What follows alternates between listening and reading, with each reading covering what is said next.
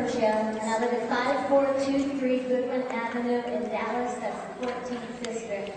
And I'm glad to be here today to talk to you, Mayor Rawlings. I'm here today to tell you I do not want you to use my tax dollars to pay to put fluoride in the water. There is no good reason to add fluoride, but a plethora of reasons why not. If you do not know these reasons, you should. I encourage each and every one of you to look into the dangers of fluoride. I think you'll be amazed. Dr. Paul Connett, PhD, created a fluoridealert.com.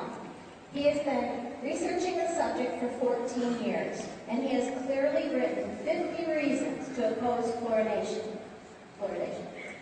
Adding fluoride to the water supply violates the individual's right to consent.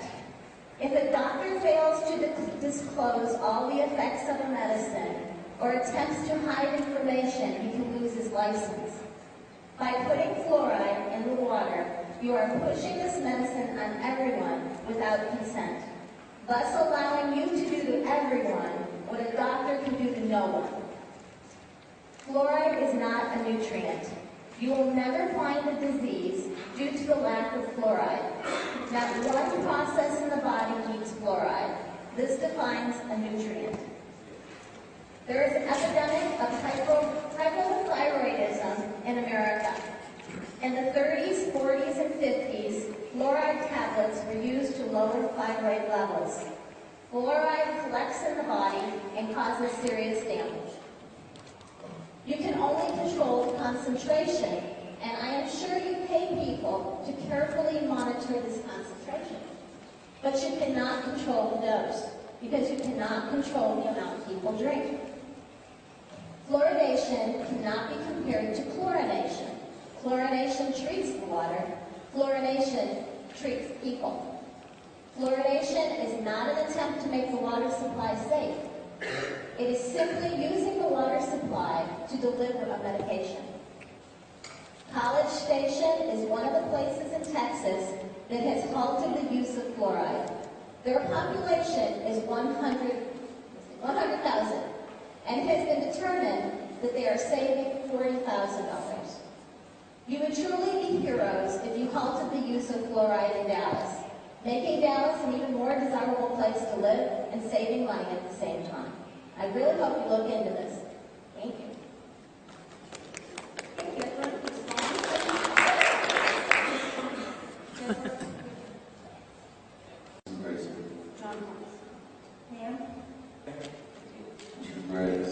I was also going to say, I believe the next time the council takes this issue up, our current contract was in January 2015.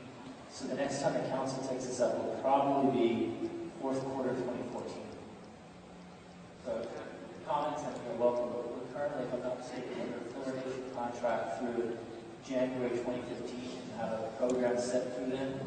So this issue will probably not come up to council for debate until fourth quarter 2014. Thank you. Ms. Parks. Mayor Rawlings, City Council, thank you for having us. I was going to wow you with the statistics of how much you're paying for fluoridation of the water here in the Dallas area. I didn't have time to find that out, but I'm getting back to letting you know that you're paying too much. It's not just how much money that you're paying to put the fluoride in the water, it's the costs associated with it. If you go to flouridealert.org, there's a wealth of information. I have this printed out. I'll be leaving this as an addendum for you all to consult if you wish. We have listed here a listing of the communities in Europe and in the United States that do not have fluoride in the water, and a partial listing of communities that have removed fluoride from the water.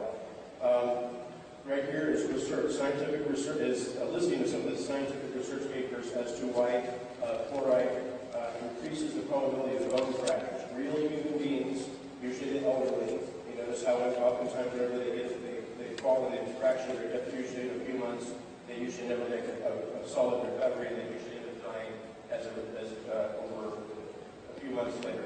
Fluoride increases bone fractures in real human beings and elderly. Certainly you notice an elderly that might be at risk for this. Here's another one about tooth decay and how when the assertion was made that when they started fluoridating water, tooth decay decreased.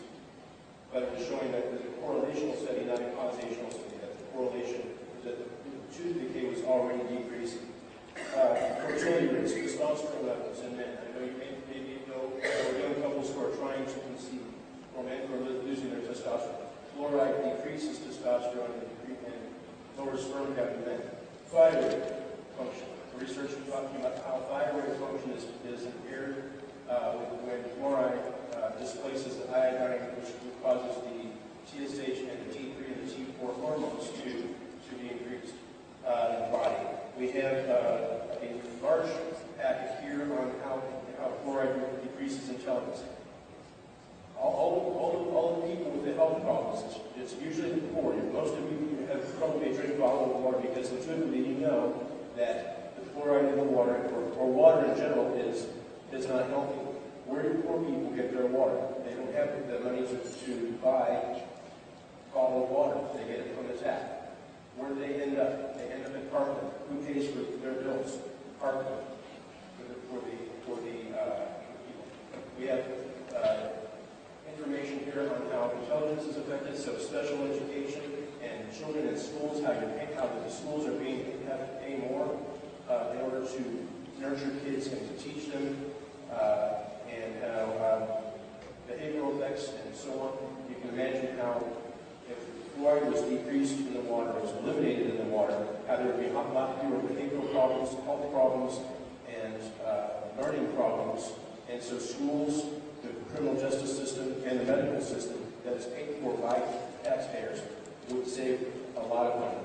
Thank you. Let me put this into your notes. Thank